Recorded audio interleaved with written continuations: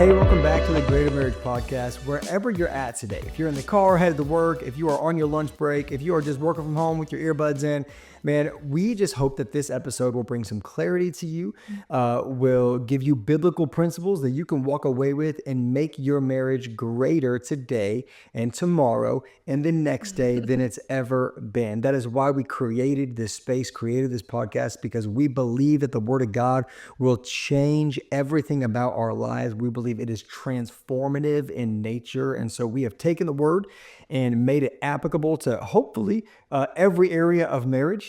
And man, if there's something that you would like to hear about that you don't find on our platform, please reach out to us. Go to greatermarriage.com. That's the best way to get a hold of us. You can find our email on there, all of our social media. And man, reach out and tell us what you want to hear, because that is our desire to answer the hard questions about marriage and to create a space in your home, from our home, where you can have clear communication and talk about hard things and make your marriage greater every single day. And I would like to say this episode today is brought to you by Diet Coke with Cherry, Heather's newest drink obsession, or as the kids like to call it, fridge cigs. This would be like the menthol version, I think. It's like got a little flavor spunk to it. So good. You know what I'm saying? And it is.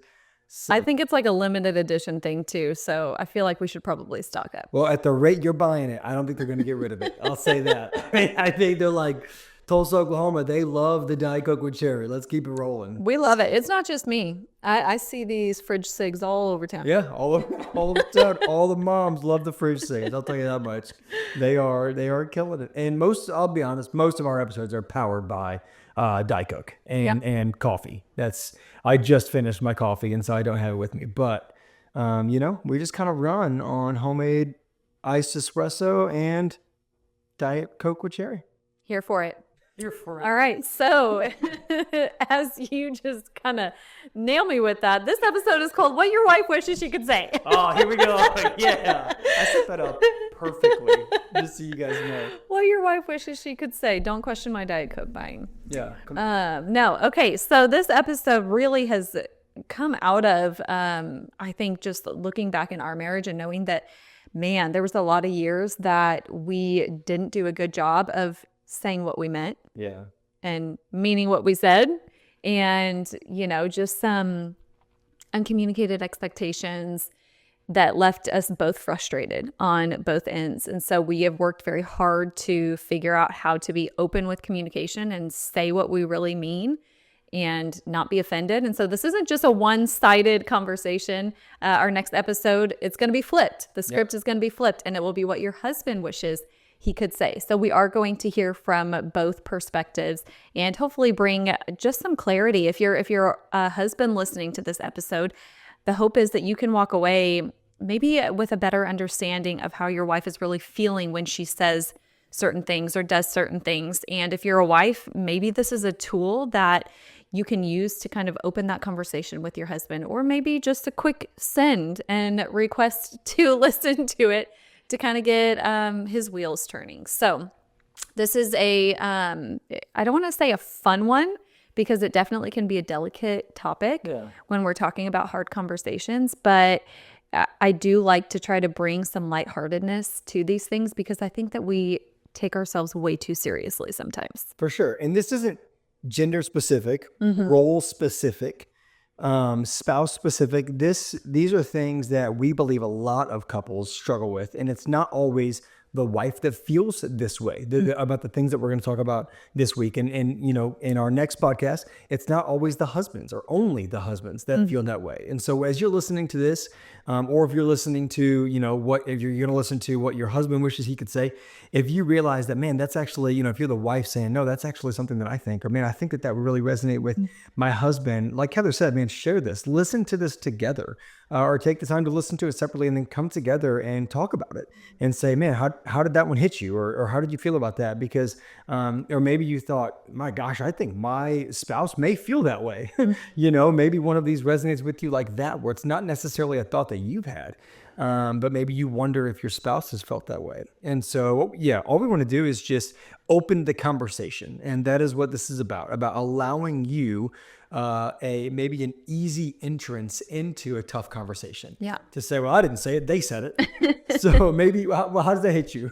And so hopefully we give you the opportunity to have a conversation based on some of the things that we're going to talk about today. So we're kind of hitting 5 different things that a wife maybe wishes she could say, but doesn't say. There's a whole plethora of things that we could talk about, but in the years that we have spent counseling, young couples and kind of walking them through things and research that we've done, we feel like these 5 are kind of the biggest hitters that we see repeating over and over in relationships and that we have firsthand experienced also. So we're going to kind of go through each of these and then expound on them. And from both of our perspectives, maybe explain how it's communicated and how it could be communicated better. So the first one, what a wife wishes she could say but doesn't. I don't want to nag you, but you don't hear me. Yeah. Yeah, I think that this is a conversation you and I've had. This is firsthand. A lot of times where it's like, I've communicated frustration. We're like, man, I feel like I can't do anything right. I feel like, you're constantly on me, and you're like, yeah, same. And I don't want to nag you. I don't want to be your mom. I don't want to treat you like a child, but I need you to hear me. So how else do I communicate this point without needing to say it over and over and over and over again? How else can I say that? How else can I communicate that I need that from you, or that I need you to notice those things, or whatever the case may be? And so, yeah, I think that there are times when it's just a miscommunication where you don't feel like I hear you, but I do, or you don't feel like maybe I respond the way that you wish I would, or maybe it's just something that I don't notice that I need to get better at noticing, right?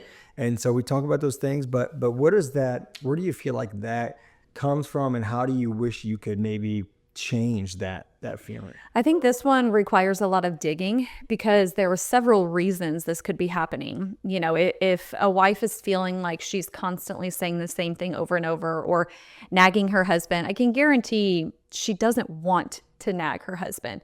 But why is she having to? Is it that her delivery and her tone is really rude, and so her husband just immediately shuts off and doesn't want to hear her? Is it that her husband is distracted and isn't intentionally not listening to her, but just thinking about something else? Is it that her husband is carrying a heavy weight of providing for the family or juggling these different things, and he doesn't have the mental capacity? I think there's a million reasons that could be happening. So that first question to ask in this one is, why is the wife not being heard? And I think that varies between couples. So, I don't want to mother you as my husband. I've got enough kids to mother. But being the one who is more type A in our relationship, and the one who feels like I have to be the calendar keeper and the detail keeper, there definitely are times that, I feel like I say something and it seems like I'm getting a nod back or something like that, but then it'll come up a day or two later and you'll ask me about that. And then I get frustrated because I'm like, we just talked about this. We just had a conversation. And sometimes you're like, we did. And sometimes you're like, oh yeah, we did. Yeah. So from your perspective, I feel like I know which category you fall in here. I think it's just that you're distracted and not hearing me. You hear me, but you don't hear me. Come on now, preach. No, I actually think that there's, that everything you said was correct. I think that there are times where I've got a lot going on, I'm doing something, and as I'm distracted, as I'm in the middle of something, you say something, and I'm like, okay, sounds good, because I heard words coming out of your mouth. But you didn't digest it. I didn't digest it because I'm focused on what I'm focused on. And so I think I've learned to say, hey, I heard you, but I didn't hear you. Like, what? Repeat that back to me so that I can get it. You know what I mean? I was distracted whenever you said whatever you just said. Is that difficult to do? Was that difficult to do in the beginning? For sure, because it came with criticism, right? It was like, babe, really? Like, we just had this conversation. But I think as we learn each other, and you learn I'm a pretty distracted individual, and that's going to happen. And it's like, it helps you to not be frustrated with me in those moments, right? Like, why waste frustration when, again, that I'm working on it. And admittedly, like, being able to be like, hey, my bad. I was distracted on that. Please forgive me. And then repeat yourself once so you don't have to repeat yourself again. But I would rather, yes, repeat it then in the moment and realize that, number one, you're self-aware and recognizing that you didn't digest what I said. I would rather repeat it then versus, maybe it's like I say something that I'm expecting you to take care of, and then it doesn't get taken care of because you didn't digest it, and then I'm frustrated because of that. And so there's a give and take. Sure, I might not want to repeat myself again in the moment, but I would sure as heck rather do it then in the moment than down the road when I'm feeling frustrated that XYZ didn't happen. There's also misunderstanding, right? So there's times where maybe you say something thinking, I am going to receive it one way and I don't, right? It's like, hey, we should probably blah, blah, blah. And it's like, yeah, I agree. And then neither of us do it. And then there's frustration. It's like, wait, were you going to do that or was I going to do that? Like, if you want me to do that, just ask me to do it and I'll do it. But we need to make sure that we clearly communicate that. We've had that as well, where, again, you didn't want to be a nag. And so you try to say it in a way that was like nonchalant. And I hear that as like not definitive. And so if I said something like, we really need to clean up the dog poop out of the backyard. Yeah, I would love for the kids to do that for us. Yes, I will ask one of our kids to go clean up the poop in the backyard. So I'm saying we need to do something because I don't want you to feel like I'm singling you out and calling you out for something. But you're hearing anybody could do this, not I need you to do this for me. Exactly. So what would you rather hear on the receiving end? Does it feel, we'll use that as the example because it's an easy one. Does it feel like I'm mothering when I say, hey, I need you to scoop up the poop in the backyard? Or would you rather me say like, hey, we need to scoop up the poop in the backyard? My personality definitely want you to be direct. Like, that's just what I need. And so I'd rather be like, hey, would you mind scooping up the poop in the backyard? I'm like, no, I don't mind at all. Like, Because I never mind, right? Like, we're talking about poop in the backyard right now. That is what our lives have been boiled down to. Is the main task hovering over us in our home is the poop in the backyard. I think it just feels more prevalent right now because our puppy just went into heat for the first time. You want to die? So it's just all. It's a lot of dog right now. A lot going on. A lot of dog. A lot going on, and a lot of conversations with kids. This will be our only poop reference. Yes, that is open up to. Yeah, you're very welcome. We're lingering on this point, but this is a really good one. I think this is one of the most, prevalent one of the points that we have. And so I'll wrap up with this. Yes, of course, I would prefer that you be direct, and I think that probably most husbands would. It's like I can't read your mind. Don't beat around the bush. Just tell me straight. Like if that's that feels less like nagging than constantly saying the same thing that maybe isn't direct. And so, but the delivery of it matters. Yeah, the delivery matters for sure. I think lastly, it comes down to value, right? We talk a lot about what we value. And I think that one of the things is like, you may say something that really weighs heavily on you and it just doesn't weigh heavily on me. And so when you say it, I'm like, yeah, not a big deal. And you think maybe I'm being dismissive or that I'm not hearing you. And it's like, no, I just don't think about that the way that you think about that. I just don't value that the way that you value that. And so if you can communicate how much you value that and how much that means to you, I will go to the take care of that thing and prioritize it well. But I also have to learn how to hear you. I have to learn how to realize what you value. And so that's a two-way street where it's like, yeah, I want you to communicate it clearly, but I also need to be able to pick up on those cues and learn you well enough that I realize what you value. And so when you say something, it needs to go to the top of my priority list because you're at the top of my priority list. And so the things you value, I want to value. And the things you care about, I want to care about. And so as we do that, it will become less nagging and more like, no, that's just me hearing you well and prioritizing what you care about, because there are just, we value things differently. And so I think that sometimes wives feel like that where they say something and it's not received well, or it's not received maybe as heavily as they expected it to be. And the husband's just going, yeah, not a big deal. But it is a big deal. Yeah. So we have to figure out, men and husband and wives, we have to figure out what our spouses value and put the same amount of value on those things. Or be able to explain to them maybe our heart, like, hey, don't let that eat you up. Don't let that eat you alive. Like, let's deal with this together. Like, that doesn't, maybe that holds too high a place in your life or in your thought process. Let's talk about this. Why is that so meaningful to you, right? And that just sparks good conversations.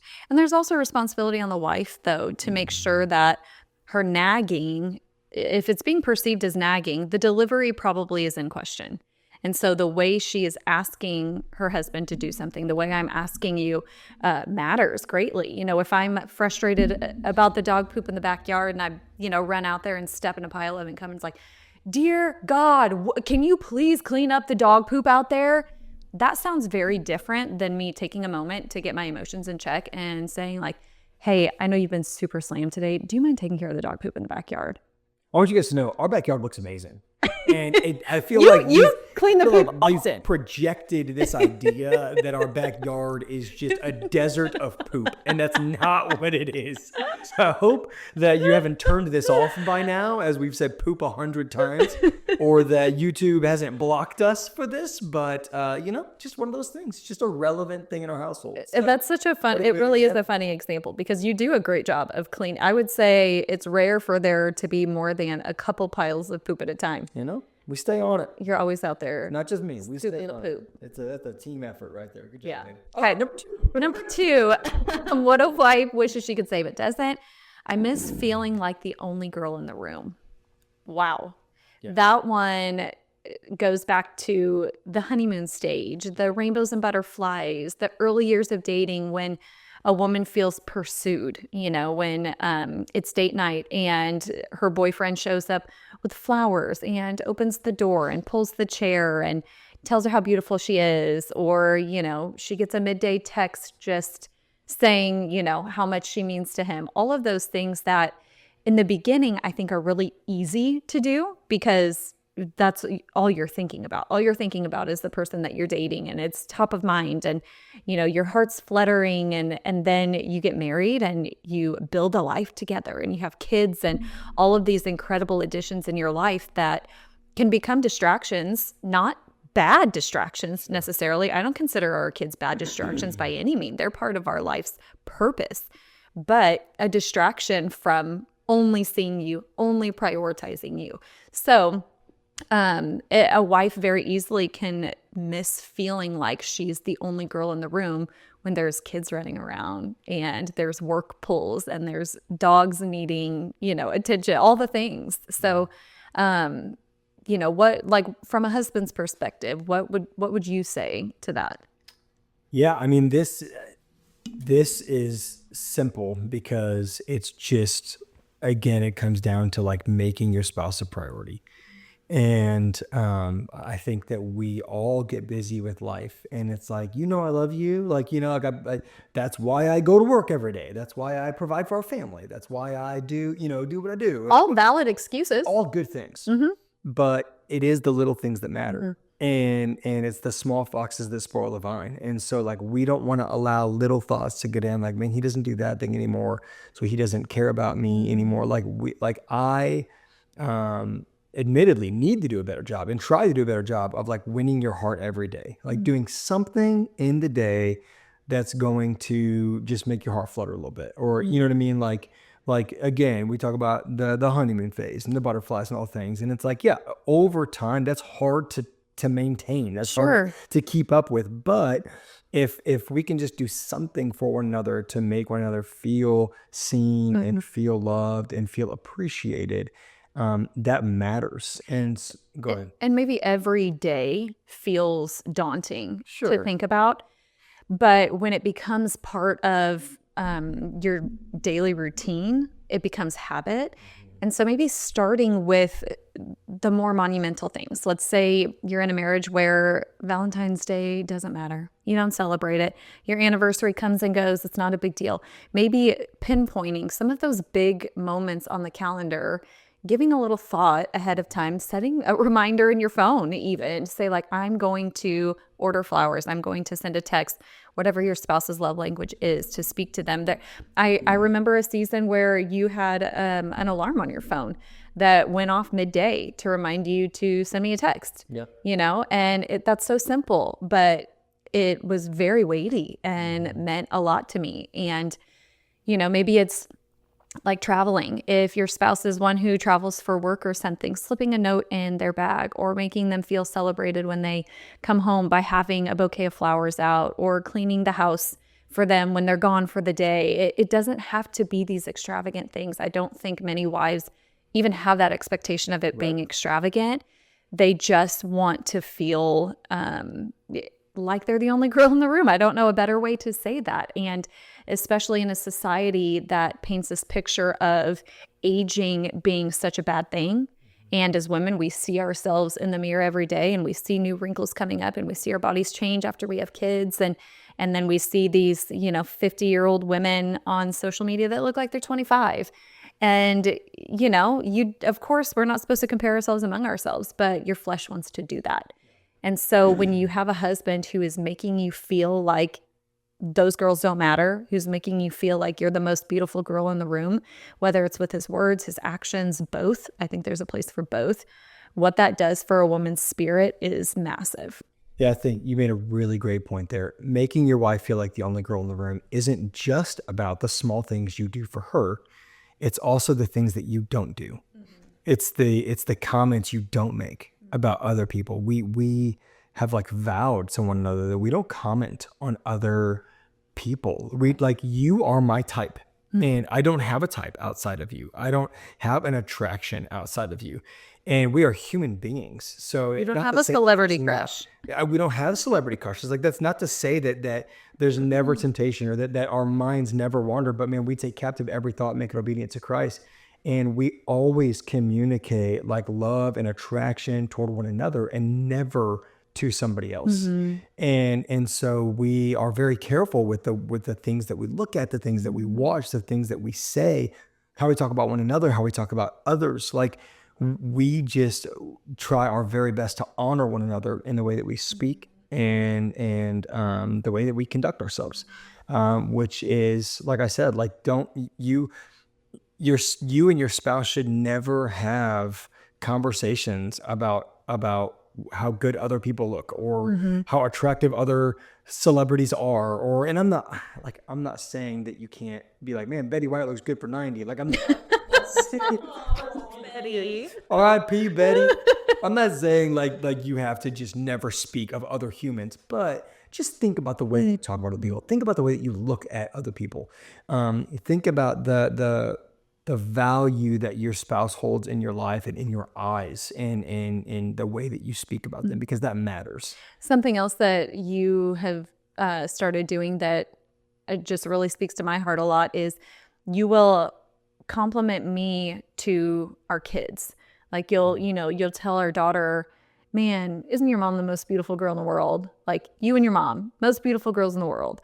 And not only are you communicating value to me, but you are showing her how she should be spoken of. And when you say things like that in front of our boys, you're showing them how they should speak about women, how they should speak about their mom and their future wife. And so even if it's not directly toward me, if you are speaking about me in such an honoring way to other people, that builds my spirit up too. Yeah, that's good. All right, let's get through these last three. They're a little more short and sweet. Number 3, sometimes I feel more like your roommate than your wife. This is a big one. This is still in the same vein of what we're talking about, right? Where just routine takes place of romance and we just keep doing the same things every single day. And we don't have intimate conversations and we don't have meaningful conversations. And it feels like we're just business all the time. Right? Well, what sets your relationship with your spouse apart from your relationship with other people, besides the fact that you have sex? Yes, that's a huge piece of it. But in every layer of your relationship, it should look different. It should sound different.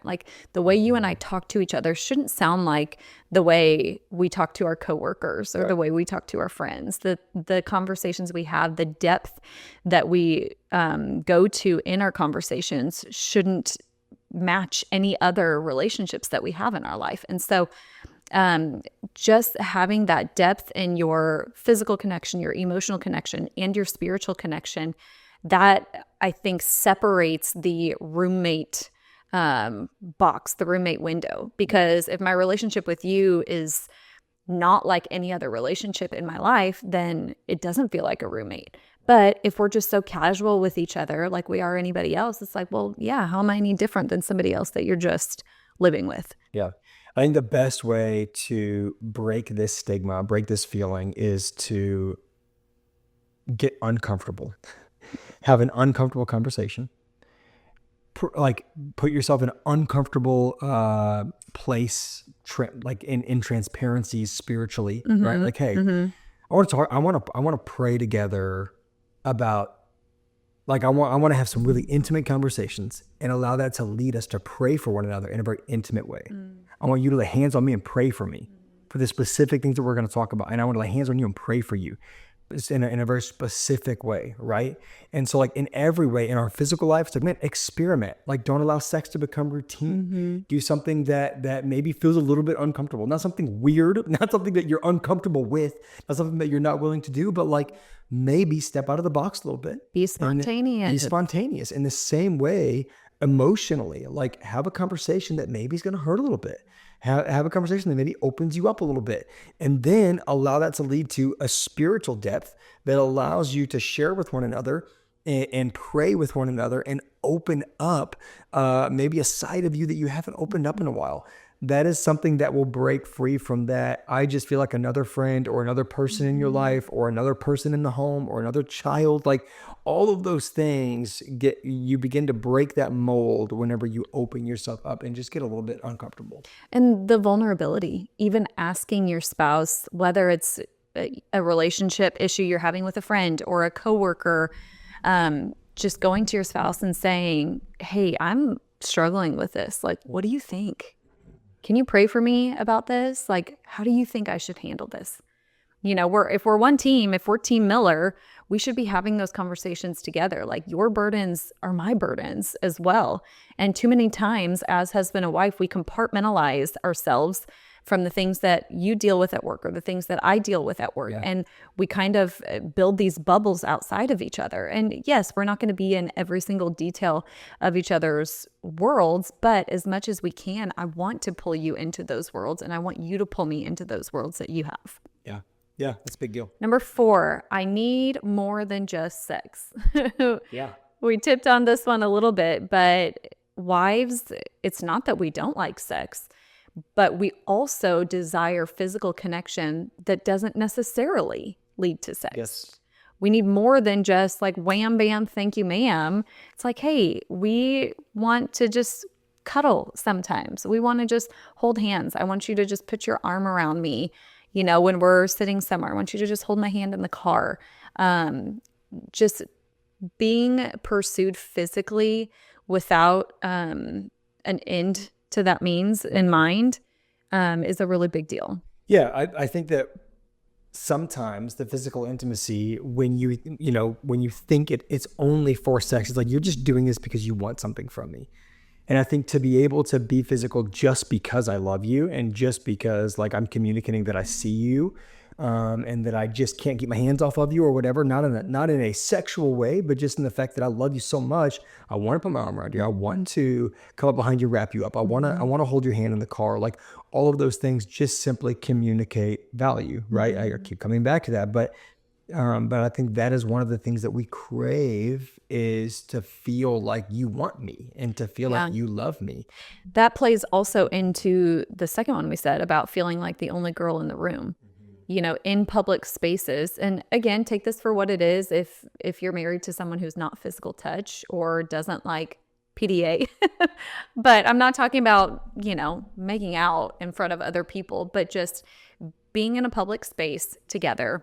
And for a husband to walk up to his wife and almost, you know, lay claim to her and to come up and put his arm around her when she's in conversation with other people or, you know, whatever that looks like for you. Just that when you do those things for me, it makes me feel like you're proud to have me on your arm.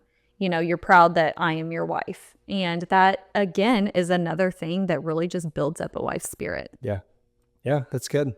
Number 5, I feel like I carry most of the weight and you don't even notice. Oof. I wanted to end with that one because I feel like we kind of sandwiched things in here. Maybe this is just personal conviction. I feel like the first and the last are ones that we just see and hear repeated a lot. We're wired differently as husband and wife, and that's a good thing.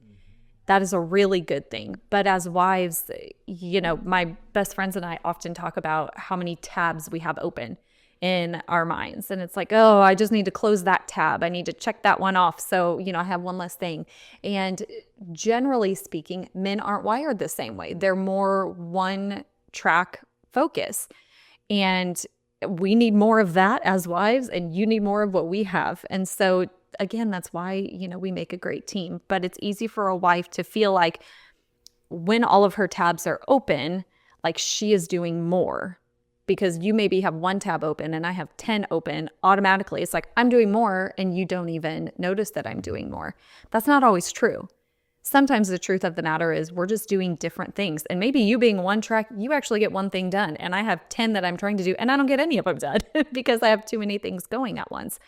But just seeing each other and seeing this as a strength opportunity and not a weakness, not a I do more than you type of situation, that perspective shift really can change a lot in your marriage and how you view each other, and just viewing each other as a compliment and not a competitor. Yeah. I think of like the riddle or the saying, it's like, what weighs more, a pound of steel or a pound of feathers? It's like, well, they weigh the same, right? But with the feathers, there's way more mass. And I think that men can feel like they carry the heavy things. Like, well, I provide, protect, pioneer. Like I'm, in a typical home, that's how, traditional maybe. It's like, I take care of the big stuff and you take care of all the little stuff. And it's like, hang on. First of all, men's shoulders are broader. We're stronger for a reason. We're built to carry more for a reason. I can't make that comparison to say like, well, you can carry the kids stuff because I take care of the finance stuff or whatever. And it's like, no. We need to realize what comes with that weight. There's a lot more that comes with the weight of caring for the kids stuff or caring for the home stuff or caring for the party stuff than it is just like, well, I provide the income or I take care of the cars or I take care of the whatever. It's like, yeah, but it doesn't mean that we can't help one another in the little things. Like, well, and this one also requires a lot of conversation because there, if we're getting vulnerable here, there have been times that I have felt that like I'm carrying the weight of, it's like, I'm planning this kid's birthday party and I'm ordering the gifts and I'm doing, all of these things. And I will get resentful toward you because you're not, but then you have offered to help and I don't want you to help because I want to do those things. Yeah. And that's a me thing. That's not a you thing. So the conversation needs or you want me to help. You just want me to do it your way. You know what I'm saying? Yeah. Like, you want me to help, but then it's like, but if you help, I'm going to have to redo whatever you do. And that's not fun for me either. Yeah. So there's some self-reflection there. It's like, okay, where am I willing to give then? Right. It is unfair for me to feel frustrated and resentful toward you when you're willing, but I'm not willing to share the burden. So I have to look at those 10 tabs that are open and say, okay, which of these am I okay with giving up? Because I genuinely love those things. I love party planning. I love buying gifts. I love all of those things. So do I want to even give them up? Or is it like, yeah, I could pass this one over to you and ask you to help. But even in those things that maybe I'm not willing to give up, just you noticing. What we said here is I feel like I carry most of the weight and you don't even notice. Sometimes I don't need you to do it. I just need you to notice it. Yeah. And that's probably our flesh speaking and maybe a little bit of pride mixed in there. But just you seeing me and saying, hey, I really appreciate that you planned the party. I know you did a lot of work there and you did the decorations and all the detail things that take a lot of attention. And like, I really appreciate that. You created something super special for our kids. Yeah. Like just hearing you recognizing that in me is like, oh, okay. Like that makes me feel seen. That makes me feel heard. That makes me feel like I'm not in it alone, even if I did, most of the grunt work for it. Like you seeing me doing that, again, builds up my spirit. Yeah. Yeah. Just like you said, we need to be able to notice one another, and we also just need to be willing to help because a lot of times it just comes down to communication. Right. and I think that's a really big deal. I think those are all really good points. Yeah. Okay, so just to cap this off, why does your spouse stay quiet? Maybe it's because she doesn't want to start a fight. Maybe it's because past attempts were not received well, or she simply doesn't want to hurt you, right? Maybe your spouse, be it your husband or your wife, feels like if they bring this up, they're going to hurt your feelings. They're going to start a fight. It's going to be received the same way that it was last time. And so my encouragement to anyone listening, how do we make our marriage greater today? Let's have these conversations and let's be willing to hear the response. Let's be willing to hear our spouse say, yeah, I don't feel like you hear me. Yeah, I do feel like I have to nag you, or I do feel like you nag me.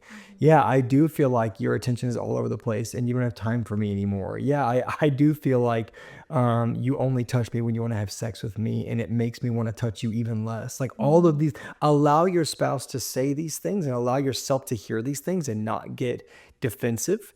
Put your guard down and have an honest conversation, and then let's put things into place to fix this and invite the Holy Spirit in to help heal our hearts and to help us to be honest and to teach us how to speak to one another, teach us how to treat one another, teach us how to fix these things, show us, point out anything that offends the Lord in us, right? David said, search my heart, O Lord, point out anything that offends you. And so, man, we need to ask the Lord to point out what may offend our spouse, or to point out what we need to change in order to allow our spouse to be heard and to feel seen, and to feel like they're not just a roommate, and to feel like we do notice them, and then ask your spouse, what can I do to take weight off of your shoulders? What can I do to make you feel less of the way that you feel, right? How can I help? And I bet your spouse has a suggestion, and I bet they would love for you to ask. Because again, it all comes back to the point number one, where it's like, your spouse doesn't want to nag you, male or female, husband or wife. We don't want to nag our spouse. We want them to see those things and do those things without us asking. And so when you ask, it opens the door for honest conversations. And so maybe we would encourage you to do that. We would encourage you to value your spouse enough to have a hard conversation, to make the ask. Again, maybe send this podcast to your spouse and say, hey, I want to be better about this. How many of these hit home with you? I've got a couple that hit home with me. Let's talk about it.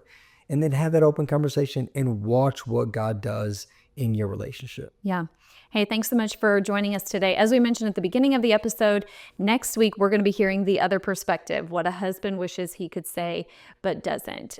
So we're going to get to hear Dustin's perspective of all of my shortcomings. But hey, jump over to your favorite social media platform. Give us a follow over there. We love to leak out different clips and encouragement throughout the week just to keep you thinking about your marriage, keeping your marriage at the forefront of your mind. And as always, if you need anything, we are here for you. We are praying for you and believing that God has incredible things in store for your marriage. So we'll see you next time. Go be great.